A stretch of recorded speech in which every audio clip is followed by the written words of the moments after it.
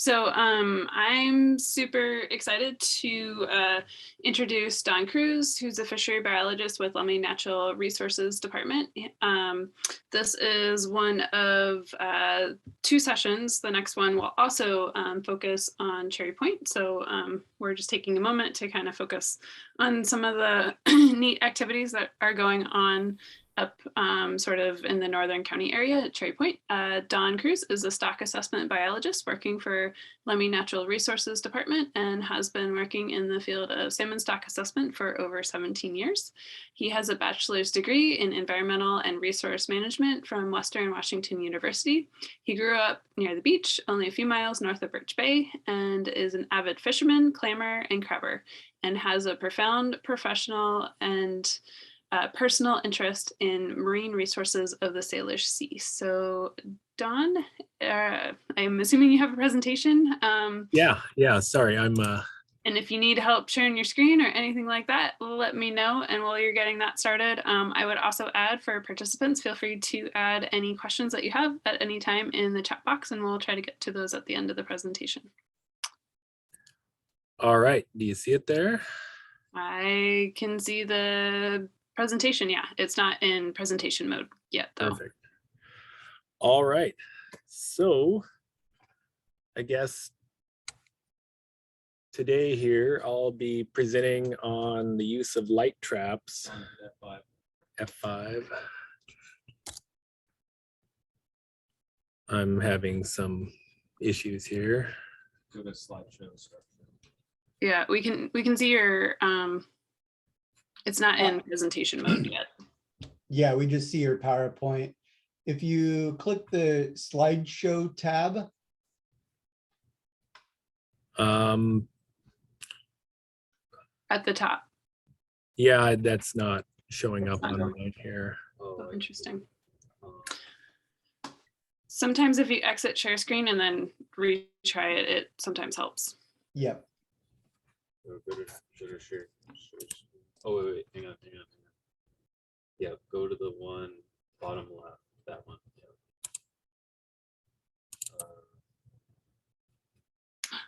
Yay, that looks great. There you go.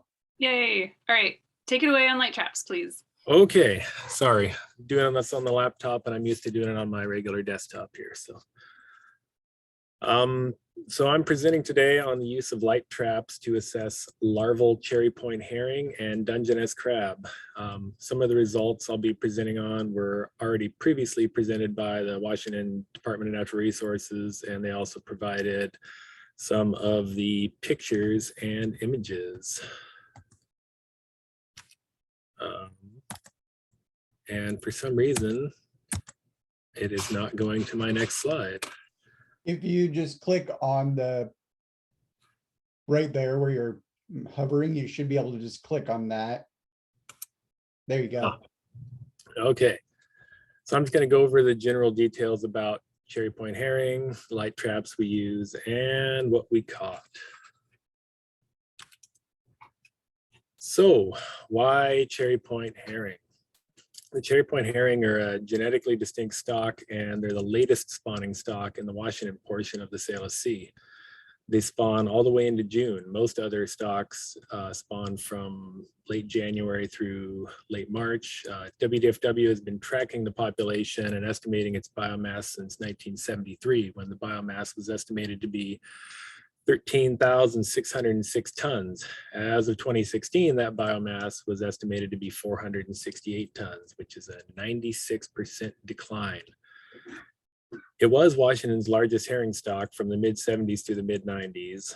They historically spawned from Portage Bay, which is kind of all the way just on the west side of Bellingham Bay, all the way up to Point Roberts, so west of Boundary Bay. The past few years, however, the spawning has only been taking place up in this small portion of Birch Point. So pretty dramatic decrease in the amount of area being used to spawn. The herring are an important part of the food web and important prey species for protected species like Chinook salmon and the resident killer whales And they've also been an important food source for the Lummi and other Coast Salish people for thousands of years. Another thing to note is that you might see some places that I'll show calling this Birch Head or Birch Point. It's just names are used interchangeably here. So how did Lummi get involved? Cherry Point herring are important to the Lummi people culturally and commercially. They've been a food source for thousands of years, and more recently the herring and their roe were harvested commercially. Commercial harvest stopped, however, in 1996. LNR, or Lummi Natural Resources, had already experience using light traps in an attempt to correlate juvenile Dungeness abundance with harvestable adult abundance several years down the road. So we did that from 2017 to 2019. So with this experience, it made sense for us to pair with DNR on this project. Personally, I'm interested in these fish because I grew up just, around the corner from Birch Point. And, we used to jig for these herring in May and use them for bait. And then, all of a sudden it's like, we can't do that anymore. And I've always been interested in why they have declined. Talking to like my elders around the Blaine area, and everyone's got their theories. So hopefully someday we know.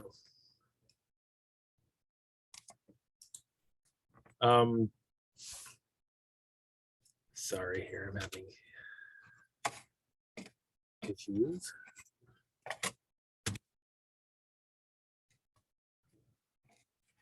Why won't this work for me? There we go. So why the decline? The key point, I guess, is there's no smoking gun. There's a lot of possible causes, but not any single one seems to really explain the decline on its own. Climate change is an option. They should be more resilient to climate change than other stocks because the embryos have higher temperature tolerances. Habitat loss, well, that doesn't really appear to be the case either because there's been no decrease in the available spawning habitat. It doesn't appear to be habitat limited. But however, the Cherry Point herring appear to have switched where they spawn or what they spawn on.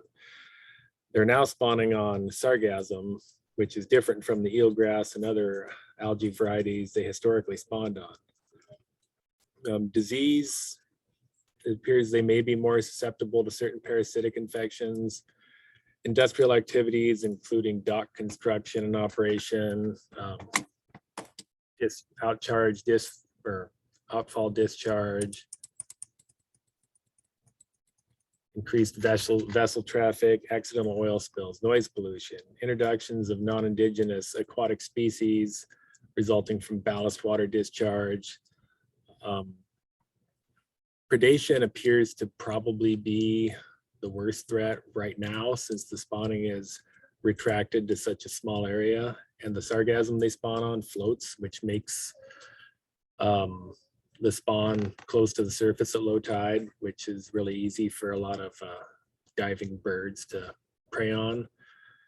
There's a lot of data gaps for larval herring. Little is known about their survival rates, abundance, dispersal patterns, and predation. So why light traps? Based on insect research, light traps were tested in Oregon, and it seemed logical that they would also work for marine organisms as well. These are the standard light trap design used by the Pacific Northwest Crab Research Group, or the PCRG. The funnel size is just large enough to let in the juvenile fish, but not large enough for most predators.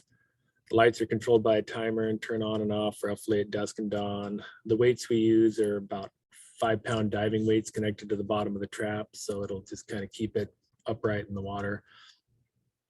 For buoyancy, the buckets themselves float on the top, and then they're also connected to like an inflatable buoy ball and then a crab pot buoy.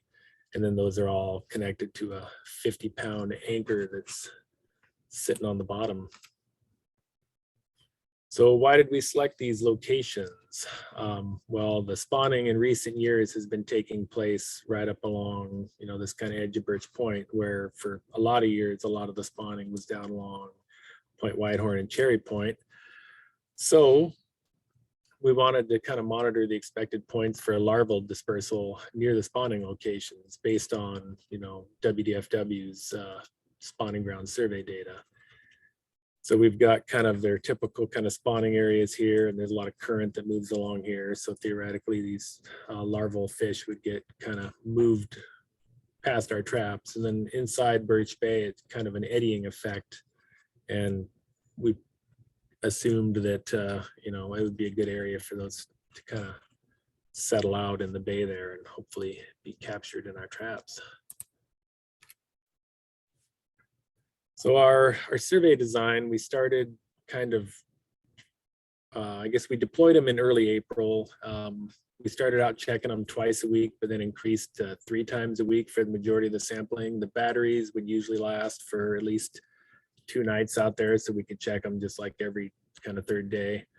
The light was programmed to run roughly for about 8 hours of fishing time, between dusk and dawn. And then the Department of Natural Resources staff and Lummi staff alternated and coordinated on the checks and the deployments. The catch was just emptied into tubs or buckets and sorted out.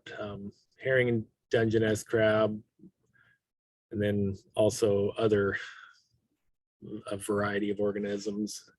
And then the counts of kind of our non-target species were just generally roughly estimated, since some of them were very numerous. We also attempted to evaluate the efficacy of the light traps by doing kind of comparative tows for ichthyoplankton in the vicinity of the light traps, but just to see if we catch something in the plankton tow that we didn't catch in the light traps. But this didn't really appear to be successful.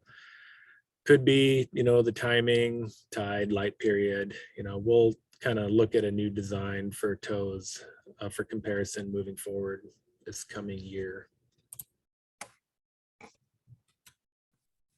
So what did we find? Well, we caught 58 herring, all kind of larval and juvenile. We also caught 181 sand lance, which we weren't really expecting to catch too many sand lance, but they are pretty abundant in the area out there. So, and we'd caught those in our other kind of light trap work Lummi had done before too. So not a ton of herring. Most of those were caught just over the course of a couple of our sampling events. So based off of the WDFW spawner surveys, the size we expected Cherry Point herring to be based on kind of egg deposition and timing. The herring we caught were most likely kind of too large to be these Cherry Point herring. They were more likely from Semiamo stock or one of the other earlier spawning stocks that spawned, a couple months earlier. So as you can kind of see, we probably only maybe caught 1 or 2 that could have been the Cherry Point stock of herring.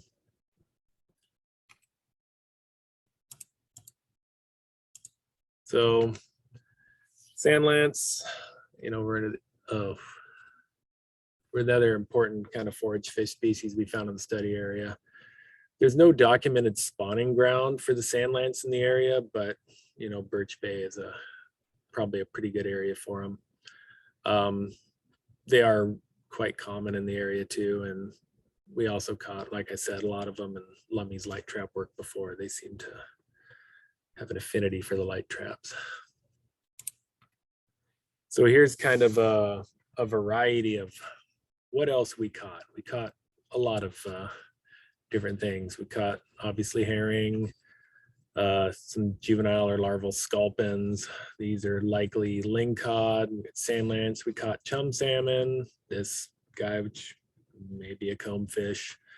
Caught quite a few sticklebacks, and then flatfish and gunnels. And so we got quite a variety of different fish. We also caught a lot of polychaete worms and amphipods that seem to really be attracted to the traps too.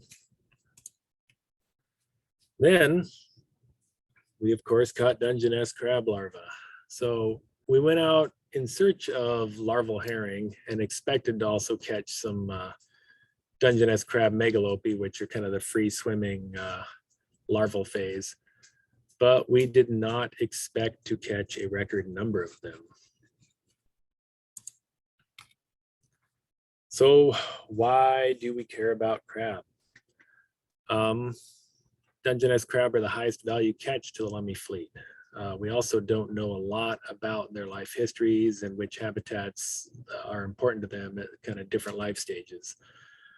And we caught a lot more than we were expecting to catch.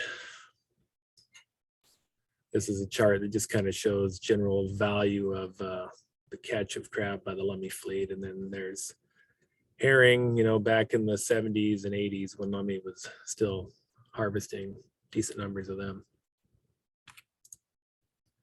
So here's some of our crab catch.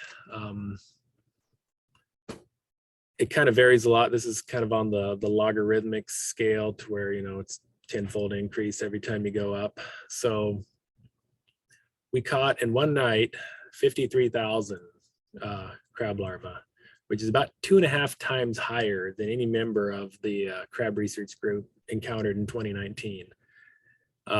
We had another night when we caught about 48,000.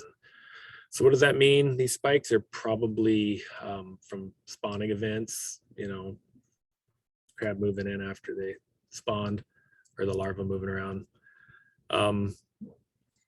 They probably are spawning events in the somewhat local area. We don't know for sure, but as a point of reference, you know,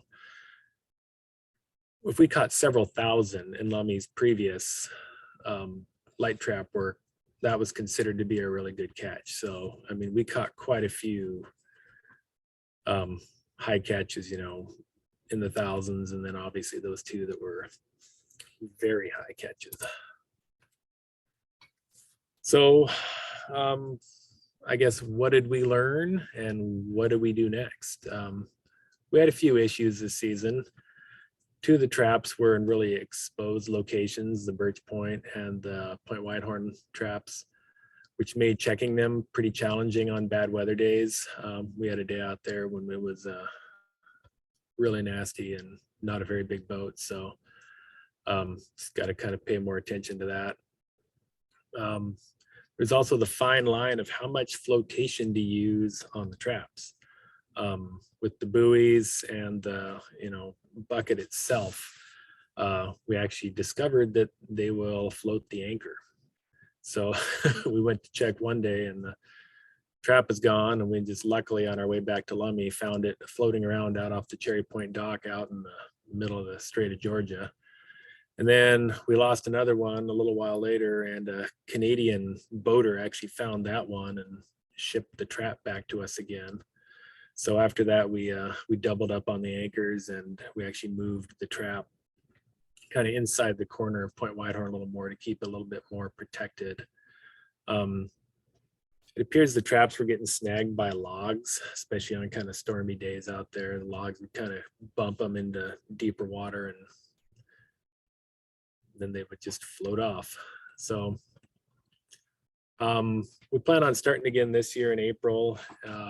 We'll likely probably trap a little bit later than we did last year, since we caught like a lot of crab larvae up till the end of our sampling, probably at least go into July. Hopefully we can capture more herring this year so we can perform some genetic analyses on them and discover if we're actually encountering the Cherry Point herring that we're actually looking for. Try to redesign those ichthyoplankton toes to try to get some better data from those. And also we need to look into the crab catch data and see if we can use that data to inform future management decisions, since it, you know, really high numbers. And it happens that kind of that northern area is a really popular area for sport and commercial fishing too. So maybe we're onto something there. So I guess another thing moving forward is Lummy's also seen a explosion of green crab.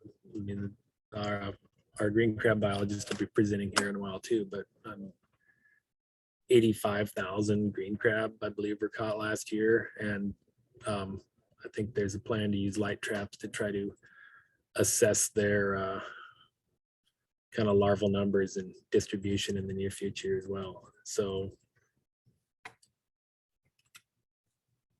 that's about it.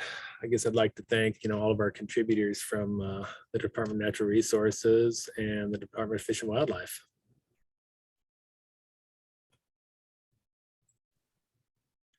Great, thank you so much. Just a reminder, folks can enter their questions into the chat box if you have any. We did have a question about whether or not green crab and Dungeness crab compete. At this point, we don't really know for sure yet. The green crab, I mean, it's just kind of the beginning of the invasion there. I mean, the numbers have kind of exponentially increased just the last few years. So their larvae, from what I understand, are a lot smaller, so they might not be as easy for us to detect. But we've already had some discussions about kind of keeping our eye out for those this coming year and seeing if we come across any. But we're still in the learning phase of figuring out what to do with those little guys. Of course. Response was thank you for that answer. Any other questions?